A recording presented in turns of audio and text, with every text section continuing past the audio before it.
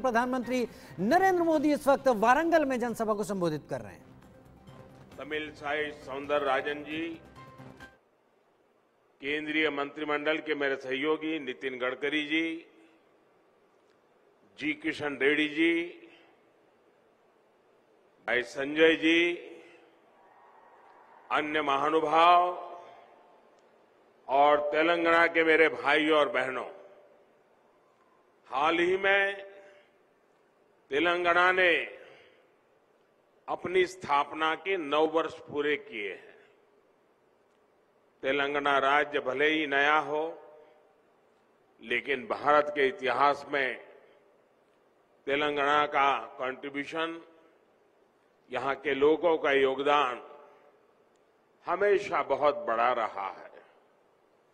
तेलुगु लोगों के सामर्थ्य ने हमेशा भारत के सामर्थ्य को बढ़ाया है।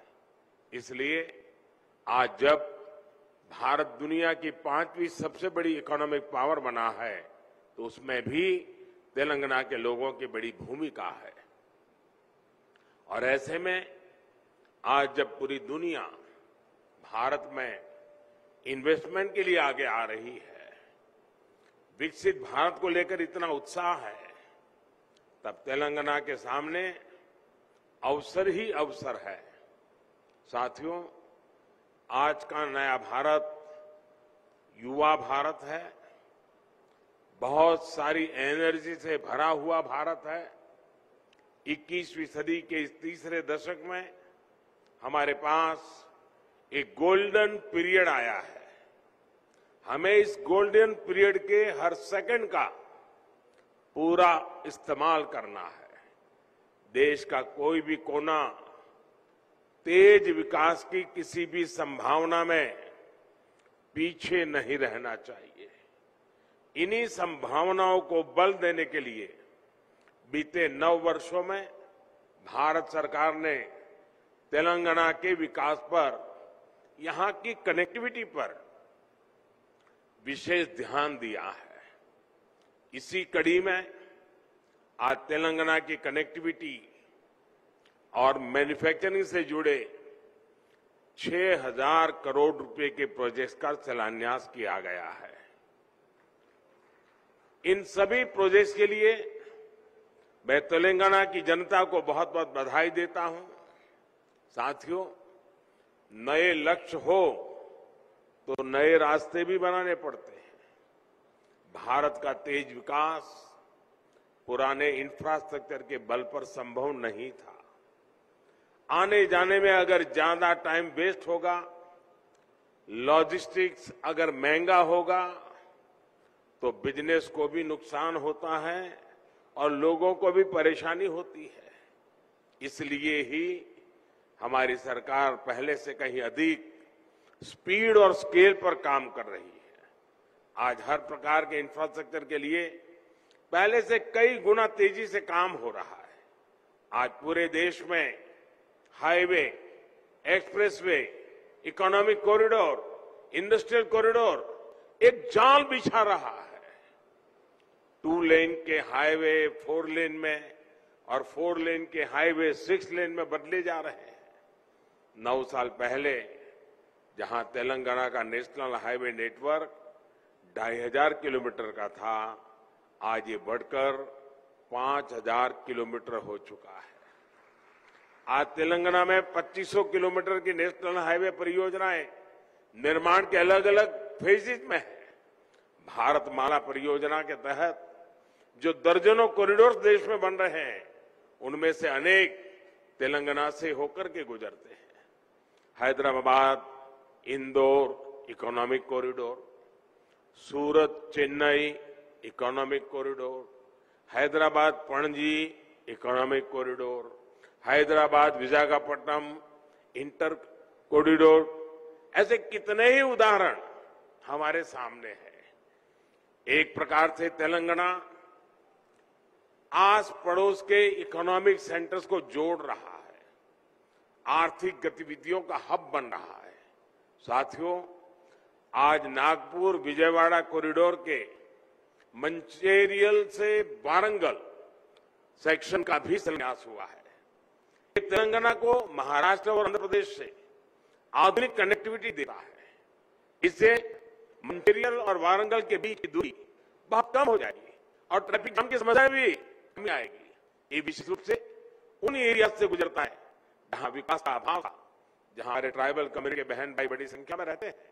ये कॉरिडोर मल्टी मॉडल कनेक्टिविटी के विजन को भी मजबूती, करीमनगर वारंगल सेक्शन के 4 लेन में खुलने से हैदराबाद वारंगल और काकतिया मेगा टेक्सटाइल पार्क और वारंगल एसईजेड की कनेक्टिविटी भी सशक्त होगी।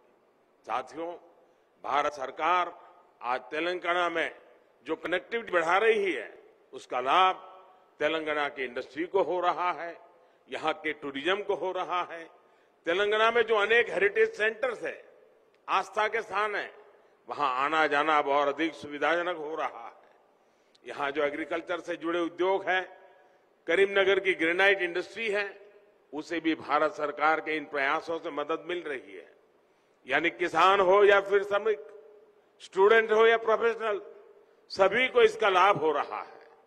इससे युवाओं को उनके घर के पास ही रोजगार के, स्वरोजगार के नए अवसर भी मिल रहे हैं।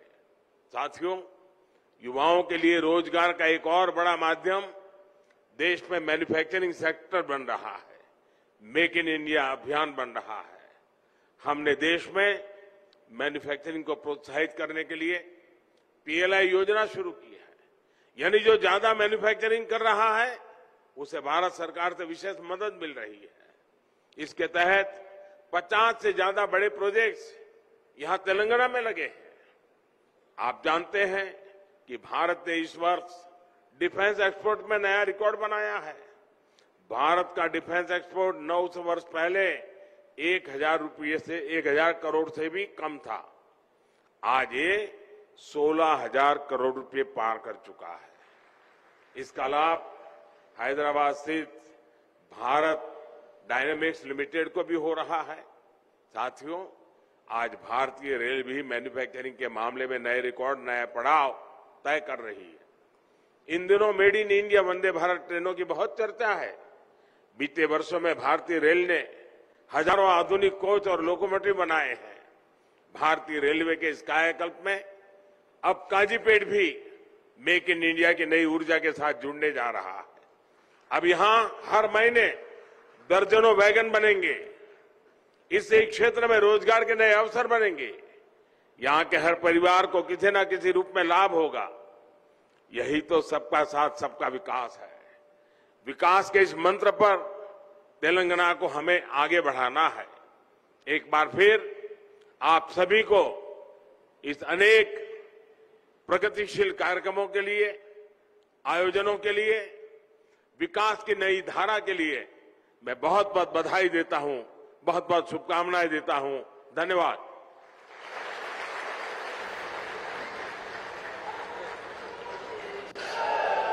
धन्यवाद sir, thank you very much. प्रधानमंत्री नरेंद्र मोदी वारंगल में जनसभा को संबोधित करते हुए आप देख रहे थे, विकास कार्यों की सौगात दी है उन्होंने। तेलंगाना वारंगल को विकास कार्यों की सौगात दी है। रेलवे वैगन फैक्ट्री की बात हो, हाईवेज की बात हो, कार्यक्रम में नितिन गडकरी भी मौजूद थे और उन्होंने भी कई सारी बातें राजमार्गों को लेकर, हाईवेज को लेकर, सड़कों को लेकर उन्होंने कही, जिनको कि तेलंगाना में ज़मीन पर या तो उतार दिया गया है या फिर उतारने की तैयारी है, जिसके ज़रिए Telangana state of the art roads को एक्सपीरियंस करेगा।